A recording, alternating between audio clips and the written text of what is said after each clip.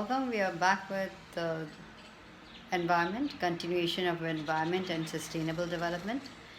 And in this, today we are going to talk about what does environment mean.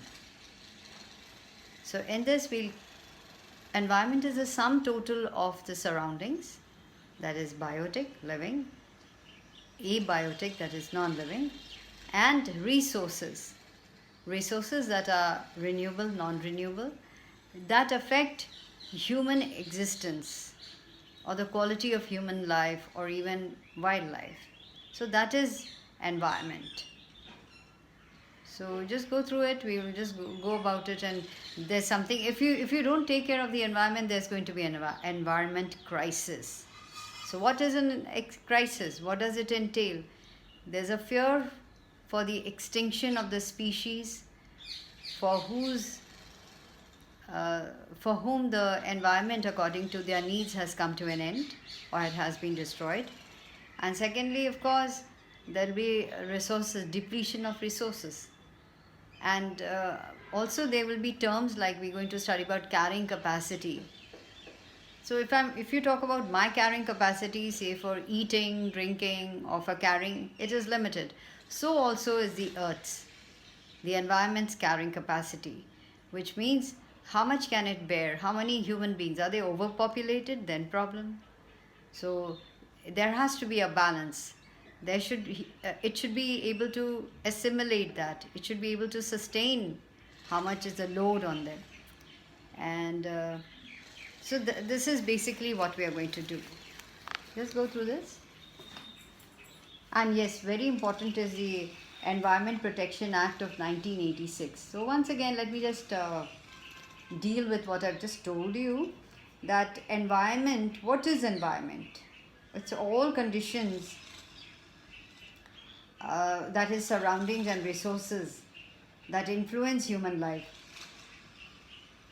So let's take the 1986 Environment Protection Act. So it's now, even by law, you have to see that you don't spoil the environment around. So environment includes what?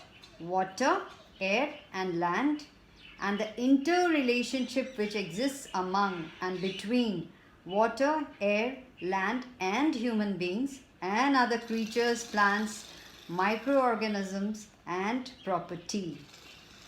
So it says a lot. This particular act encompasses quite a bit. So this little line that you're going to read is loaded with so much of meaning. So let's just go once again. The Act says of 1986 that environment, when you use the word environment, what does it include? So many things. So what does it include? Water, air and land, and the interrelationship which exists among and between water, air, land and human beings and other creatures, plants, microorganisms and property. So what does this definition suggest? What does it suggest? It suggests that there are physical or abiotic as well as biotic, that is living elements of environment. Physical elements, that is abiotic, that includes land, water, air, soil, climate, mountains, minerals and all other resources which nature has provided to us as a free gift. So all free gifts of nature are considered here. And then living elements, what do they include?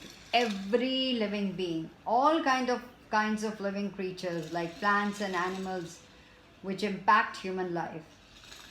So talking about environment, it includes elements or biotic elements, that is plants as well as animals, as well as non-living elements or abiotic elements like air, water, land, soil, minerals and other natural resources that make up our surrounding and that has an impact on our very existence or we go extinct, and the quality of life.